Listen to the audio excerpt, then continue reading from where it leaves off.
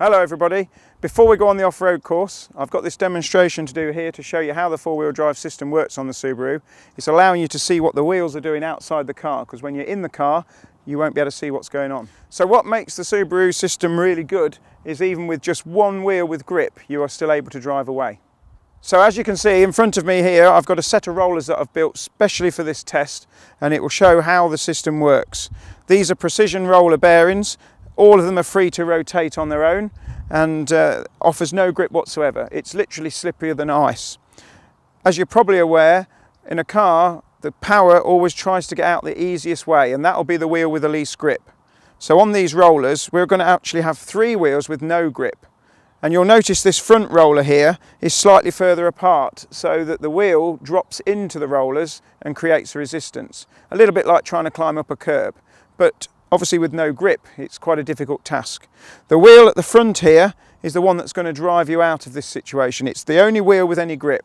Now an old style conventional four-wheel drive would not get out of these rollers because, as I've already said, the power goes out the easiest way. So if you have a wheel slipping on each axle, this is going to create a problem for the vehicle because the power will go out of each of those slipping wheels, and the offside front is on a roller, so the only wheel with any grip is the near side front. This part of the test is showing the brake traction control, and the way it's going to work, the computer using the wheel speed sensors will detect which wheels are slipping and it will apply a braking force on those wheels. They then become harder to turn than the wheel that's got the grip, and therefore the car will drive forward. Now this car is fitted with a lineartronic transmission, which is a constantly variable transmission. Doesn't have gears in there at all, so it's very smooth, very economical on light throttle because it will find its best engine revs, and if you really want to put your foot down it will also find the best position in the engine rev range to give you maximum power. So a really nice gearbox.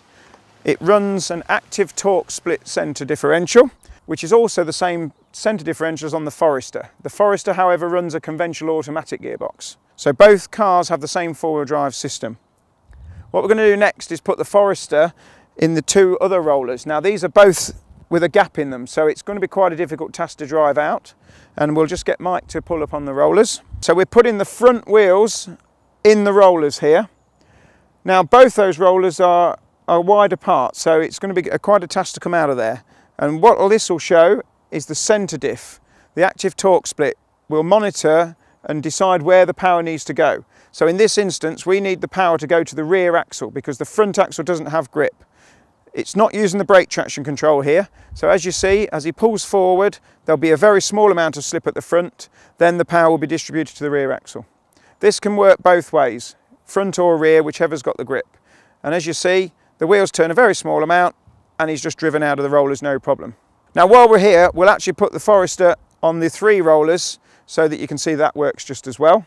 Now just to make it a little bit harder, not only have we got the two rear wheels in the wide gap rollers, but it's also going to reverse out, which is very slightly uphill. And again, you'll notice these three wheels will spin. The near side front is going to push the car backwards. So there's the wheels spinning and is free. So it shows you how good this system is. For bad weather, really good system. Now there is a button on this system which allows us to alter certain functions. When you start the car up normally, the light will come on as an indication to say that it's working okay, and then the system is operative when the light is off. Now when the light is off you've got full stability system and traction control. So when we're going off-road we'll need to deactivate a part of this system. This is the part that will drop the engine revs and power if you get wheel spin. So if you're on the road and you have a slippery corner and you start to accelerate and the car starts to spin the wheels, it will take the throttle away from you for safety reasons so you don't spin out. When we're off-road, certain circumstances, i.e. a bit of mud, steep hills, we need a bit of power to get up there.